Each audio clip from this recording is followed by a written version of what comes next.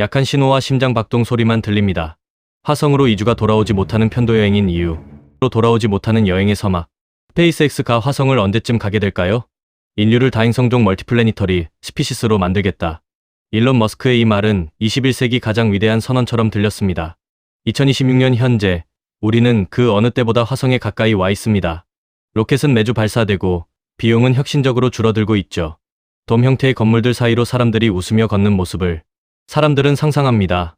붉은 노을을 보며 모닝커피를 마시고 중력이 낮은 운동장에서 아이들이 날아다니듯 뛰어노는 삶을요. 그리고 휴가 때면 다시 지구로 돌아와 푸른 바다를 즐기는 낭만적인 미래를 그립니다. 얼마 전 우주비행사에 귀환하는 모습이 보도되었습니다. 휠체어에 실려 고개를 가누지 못하는 우주인의 창백한 얼굴.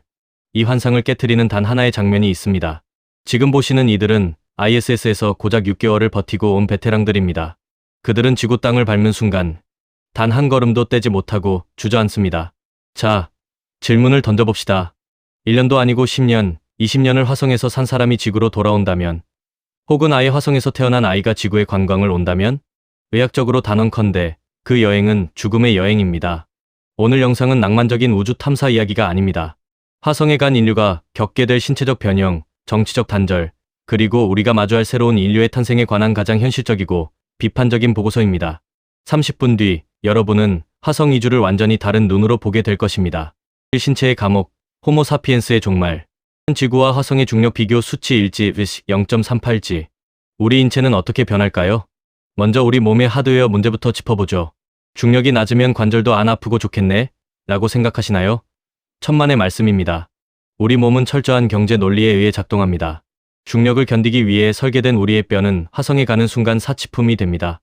쓰지 않는 근육은 퇴화하고 뼈 속의 칼슘은 녹아내려 소변으로 배출됩니다. 칼슘 이온이 뼈에서 빠져나와 신장으로 흘러가는 과정에서 우주비행사들은 매일 2시간씩 강도 높은 저항 운동을 하지만 자연적인 골 손실을 막을 순 없습니다.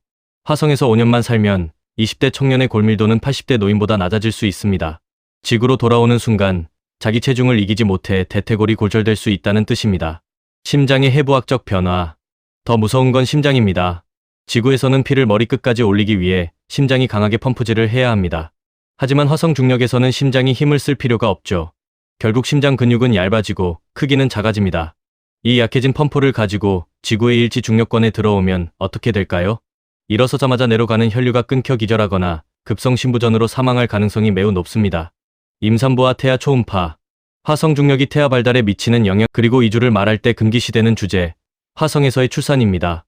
인간의 배아는 중력의 방향을 이정표 삼아 세포를 분열시킵니다. 중력이 60% 이상 사라진 환경에서 태어난 아기는 어떤 모습일까요? 머리가 비대해지고 팔다리가 가느다란 가상의 호모 마르티스형 인간. 뇌압 조절을 위해 두개골은 커지고 척추는 길어질 것입니다. 이 아이들에게 지구는 중력 지옥입니다. 우리가 목성에 가면 2.5배의 무게에 눌려 숨도 못 쉬듯 그들에게 지구 방문은 목숨을 건 고문이 될 것입니다. 결국 화성 정착민들은 생물학적으로 호모사피엔스와 결별하게 됩니다. 우리는 그들을 호모 마르티스라고 불러야 할지도 모릅니다. 보이지 않는 장벽, 심리적 고립과 문화의 단절. 좁고 폐쇄적인 화성 베이스 캠프 내부. 먼지가 낀 창밖으로 끝없는 황무지만 보이는 풍경. 몸만 변하는 게 아닙니다. 마음은 더 빨리 무너질 겁니다. 지구 궤도에서 지구를 보는 우주인들은 조망 효과를 경험하며 경이로움을 느끼지만 화성에서는 그 반대인 단절 효과를 겪게 됩니다. 창밖엔 붉은 먼지뿐입니다. 지구는 밤하늘의 아주 작은 점으로만 존재하죠. 사랑하는 사람들을 만나러 갈 수도, 신선한 공기를 마시며 산책할 수도 없습니다. 폐쇄된 공간에서의 장기 체류는 인지 기능을 저하시키고 공격성을 높입니다. 화성 기지는 거대한 감옥이 될 위험이 큽니다. 스마트폰 화면에 연결 중, 메시지 무한 로딩 중. 문화적 단절은 더 치명적입니다. 지구와 화성의 통신 시차는 위치에 따라 4분에서 최대 24분입니다. 질문 하나 던지고 답을 듣는데 40분이 걸린다는 뜻이죠. 이 말은 우리가 향유하는 실시간 문화가 화성에서는 불가능함을 의미합니다. 실시간 게임? 불가능합니다. 실시간 뉴스나 주식거래? 화성인들에겐 과거의 정보일 뿐입니다. 시간이 흐를수록 화성 2세대들에게 지구의 이야기는 전설 속 신화가 됩니다. 바다가 뭐야? 비가 온다는 건 어떤 기분이야? 라는 질문에 부모는 답할 수 없게 되죠. 정서적 공감대가 끊긴 두 집단은 서로를 동포가 아닌 타자로 인식하기 시작합니다.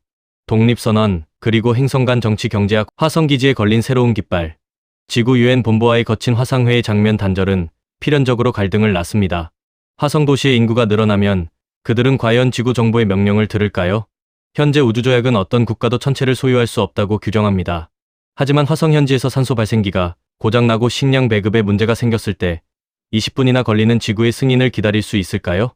현장의 리더가 즉각적인 생사해탈권을 쥐게 될 것이고, 이는 자연스럽게 독자적인 행정체계로 발전합니다. 경제적 독립도 일어납니다. 많은 이들이 화성에서 광물을 캐서 지구로 보낼 거라 생각하지만 그 엄청난 운송비를 감당할 광물은 거의 없습니다. 대신 화성은 지식 기반 경제로 생존할 것입니다. 극한 환경 생존 기술 수처리, 산소 발생 저중력 특화 의약품 및 유전자 편집 데이터, 화성에서만 가능한 저중력 스포츠 중계권. 화성은 지구에 의존하는 식민지가 아니라 지구의 기술을 파는 강력한 기술 국가가 될 것입니다. 미국이 영국으로부터 독립했듯 화성인들은 외칠 것입니다. 우리를 이해하지도 못하는 지구인들의 법에 따를 수 없다. 이 과정에서 지구와 화성 사이의 행성 간 전쟁이 영화가 아닌 현실이 될 수도 있습니다. 화성은 징검다리일 뿐 인류의 진짜 목적지, 화성을 지나 토성, 그리고 성간 우주로 향하는 보이저 호가 보입니다. 그렇다면 질문이 남습니다. 이토록 위험하고 고통스러운데 우리는 왜 굳이 화성에 가야 할까요? 위대한 여과기 더 그레이 필터 과학자들은 말합니다. 화성은 종착역이 아니라 훈련소다.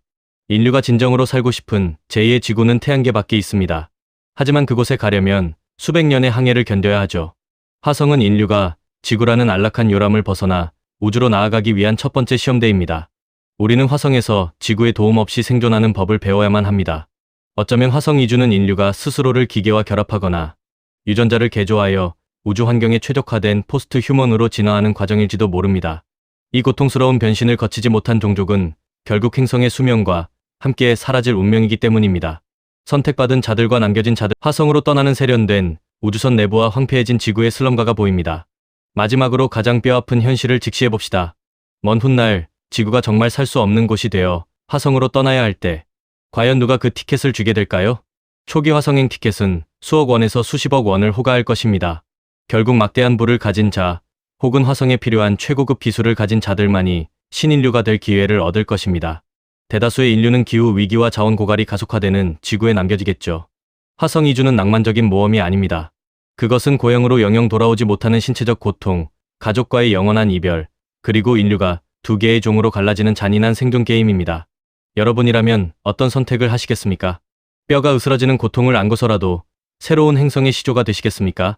아니면 비록 병들었지만 우리의 뿌리인 이 푸른 지구의 마지막 수호자로 남으시겠습니까? 우주로 가는 문은 열렸습니다. 하지만 돌아오는 문은 영원히 닫힐지도 모릅니다. 지금까지 플라워 가든이었습니다.